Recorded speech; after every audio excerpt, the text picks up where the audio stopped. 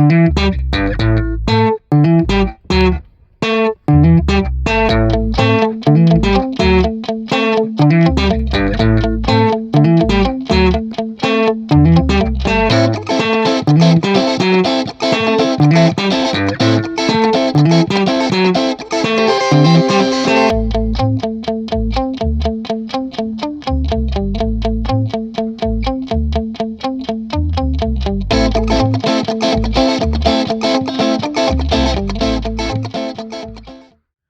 everyone, just want to do a quick update on where we are with Resilience Motors.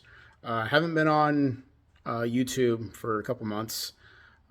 We got the black Model A two-door sedan done, and it's listed. I need to do a walk-around video on that car. The last time you guys saw it, it needed a lot. The motor needed head gasket, had a really bad exhaust leak, needed paint on the motor. We did all of that. We fixed tried to fix at least. We patched the top, the vinyl top. It looks a lot better than it did, and it's not perfect. The car's a driver. It's not a show car, just a nice Model A driver. So that's done. The interior is really nice.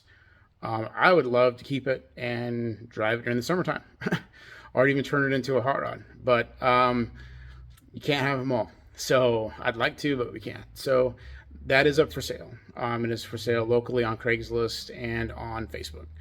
So, but I just wanted to stop and show you guys what we're working on currently, what we've been doing in the shop, and talk about the Roadster and where we are with that. Hopefully be doing a video on the Roadster in the next day or two. So maybe by the end of the weekend, I'll post that video. So this is just gonna be a short update video, maybe 10 minutes or so, but just to show you guys what we've been working on. So let's go ahead and take a tour of the shop real quick. We'll do that first. So the first thing we did, some of you might have saw our short video of when we installed this workbench, but it's just a Husky workbench we got at Home Depot. Actually got it half off, so it was like $1,500. But it's a shallow unit, which is fine because my shop's not very big, so kind of gives me a little bit extra space. But I got paint stored in here, tools, tool sets, so it's kind of nice. And with moving my workbench to this side of the shop, I still have my old one over there, but this allows me to have my tools really close to the lift, so I don't have to walk so much. My toolbox used to be over here by this workbench, but what we did in here is we brought in some shelves to put shelves along the edge. This opens up the center here with the Roadster gone, opens up the center for paint and storage. My father gave me a wire wheel and bench grinder set, so just expanding a little bit. I know we're not a big outfit, but little things like that, you know, really makes jobs a lot faster and easier and more convenient. So I'm really thankful for that. Got some ABA stuff in last week. We got 2 sets of EAB heads that have been machined and refinished, and so they'll be going on future projects. We got some ABA pans that we need to restore, so got some really good deals on those. So we may even clean some of them up and try to sell them in the future. So that's a couple of the updates that we've done to the shop. We still got to do a lot of insulating and sheeting for the rest of the shop, which will be done by the end of summer because I'm tired of working in the cold. So let's go ahead and move on to our current project here. So this is our current project. It's a 1961 Ford Falcon. This is actually my father's car. We got it about 3 years ago in a town just north of Vancouver, Washington. It had actually been for sale for about a year and a half. And I kept eyeing it. and going back, it was still for sale. I waited a few months, go back, it was still for sale. And I think we got it for like $2,000 cheaper than what they were asking. I always felt like it was a little overpriced. But after a year and a half or so of it being on the market, I was like, you know what? We got to go look at it. So my wife and I drove up, looked at it. I thought it was solid enough, made an offer, and they were gracious enough to sell us the car for the price that I wanted to pay. But it basically needed everything but a few of the suspension parts. They had updated the suspension. The motor was running, the car was running and driving, but it had some wiring issues. It's got a lot of rust and it's had a lot of bad body work, but we're just making it into a nice driver for Dad. So giving him his high school car back, basically. Not the same car, but a car just like it. And so the other day I stripped out the interior. So the interior has been totally gutted, basically. I still need to take out the gauge cluster and all the rest of the stuff in the dash because there's a lot of overspray on this thing. They didn't tape it off when they did a repaint. So I got to come in here with the clay bar and try to get as much of that off as I possibly can. I really don't want to have to repaint in here because we're not repainting on the exterior of the car. I just want it to have that kind of patina look in here, the old black paint. But the car is solid enough. We're not going to have to do any like new floors or anything. We're just going to have to clean them up as best we can, and then we're going to repaint the floor and the walls. We got new carpet for this thing. Doing new door panels coming, new armrests. I mean, the works. We bought everything we need for basically a brand new interior. We got a new gauge cluster with custom gauges. We're going to be getting a smaller steering wheel, getting away from the 17-inch like truck steering wheel. It feels very weird to be sitting on a bench seat in a car with a huge steering wheel. It feels like you're driving a truck when you're inside a little tiny car. So that's what we're going to be working on next. But for the last month or so, I've actually been restoring the engine bay. So this is the engine bay. We repainted the firewall, the shock towers and all that stuff. And we repainted the underside of the hood. The motor was originally red. We just got done posting a before and after video to our reels on YouTube. So you guys can see the before and after there. A new windshield wash reservoir. We went with the green to go with the seats because the seats are green and black and our door panels are green and black. So it's like a dark forest green engine paint. And the gray is actually it's called New Ford Gray. We got a lot of those like pastel weird colors that they're using these days. And so, and we put new coolant hoses for the heaters system. All new connectors for hoses, clamps. We went to an alternator instead of the 12-volt generator that was on it. We did a new exhaust manifold, all new bolts. We haven't put the starter on yet. We just got the seal in to put that on. So that'll be happening soon. Every single bolt, washer, nut, whatever you name it, we took off, we wire wheeled, we cleaned up, and if we couldn't use them, we got new ones. So it's basically brand new underneath the hood. The motor ran great. The transmission is fine. So we didn't have to do anything eternally. The motor didn't smoke or anything. So we're kind of fortunate there.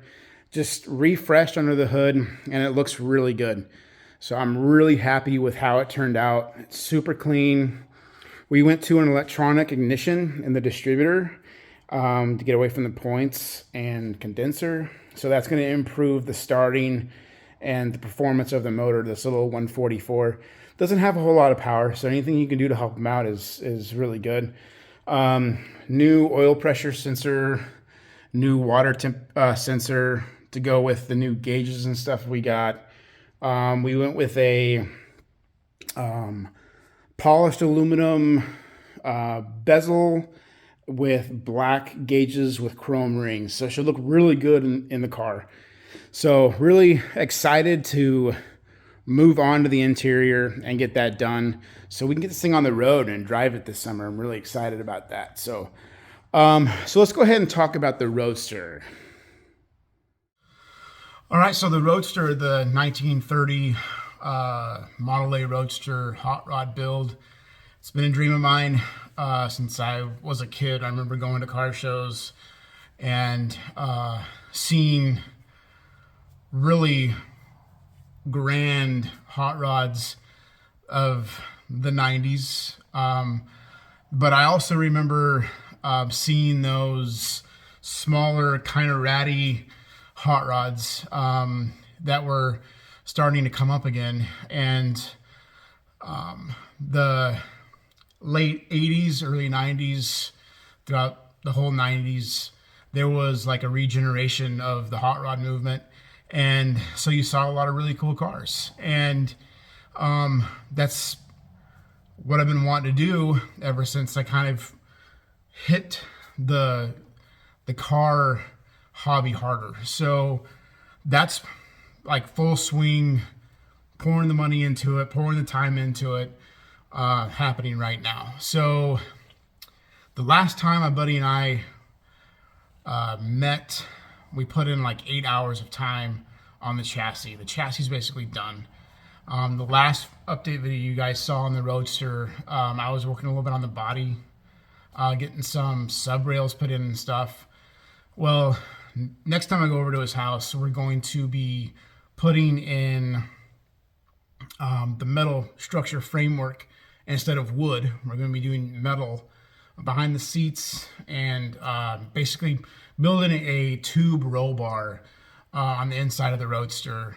Iron Trap Garage has got videos on how to build those, and it really shores up the body.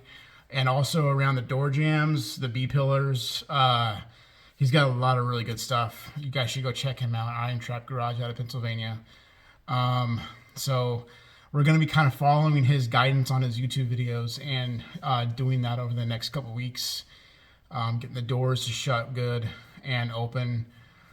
And then we got to move on to the trunk because it's a rumble seat car. And we're going to be going to a trunk because I'm going to have a fuel cell on the back, my battery in the back. So I want to do an update video on the Roadster before we go any further. So I think we're going to do that tomorrow.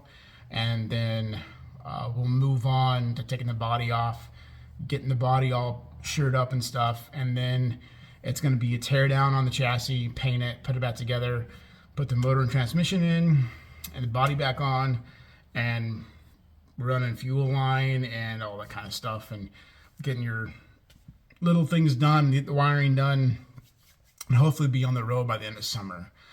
Rex and I kind of have a goal to do at least one car show together by the end of summer. The town that Rex lives in, or lives just outside of, and I live about, 25 minutes from, they do a car show called 50s in the Fall, and it's like the beginning of September. So if we can meet that, if I could drive to that car show by the end of summer, that'd be awesome. I would love to get at least one cruise in where it's like 80 degrees at 9 o'clock, so with the sun going down. So that's where we're at on the Roadster. I'm very thankful for my buddy Rex and what he is showing me, what he is teaching me. A lot of stuff I've never done before. I've never put a steering box on a hot rod chassis. I have never put ladder arms on a hot rod chassis, or ladder bars. I've never set up a rear end, the pinion angle. I've never done any of that kind of stuff. And he's kind of taken me under his wing, and he's showing me really how simple it is and how easy it is to build a hot rod. It doesn't really take, a rocket scientist, just like cliche, but it doesn't. It's super simple. And so I'm looking forward to what learning this stuff is really going to give birth to. It'd be really cool to expand from just painting engine bays and getting cars back on the road to actually building something from the frame up and saying, you know, Resilience Motors, myself, my dad, my wife, and help of friends, we built this and it's for sale. That'd be crazy. That's a big dream, and I hope I can live that dream someday. But so that's where we're at. It's been a couple months. Summer's coming, so I'm really hoping to be able to give you guys more video updates when the weather's good and the garage doors are open and we're working on stuff. It's been so cold here in Oregon and rainy. You don't want to get out in the shop and do anything, especially with it not being insulated and really no heat out here. So I'm really looking forward to getting to that nice weather and working on stuff more often rather than just in the afternoon. So yeah, so thanks for tuning in and following us. If you haven't already, follow us here on YouTube. We've got an Instagram, Resilience Motors, and we've got a Facebook. So check us out in those areas. Give us a follow. I update the Instagram and Facebook probably more often than doing videos. So if you really want to keep track of what we're doing, which isn't much, but we're proud of what we're doing. So follow us on Instagram. That's our main outlet. So thank you guys for tuning in. So keep an eye out for the Roadster update video. Probably within a week we'll put that out. So really excited about that. We just had, I don't know, maybe 4 or 5 big packages come in. Steering wheel, steering column, windshield, windshield posts, tail lights, you name it. It's been bought in the last couple weeks. So I'm really excited to see this thing taking shape and actually starting to look like a car rather than just a body sitting on a frame. So it's pretty cool. So thanks guys for tuning in and watching. See you later.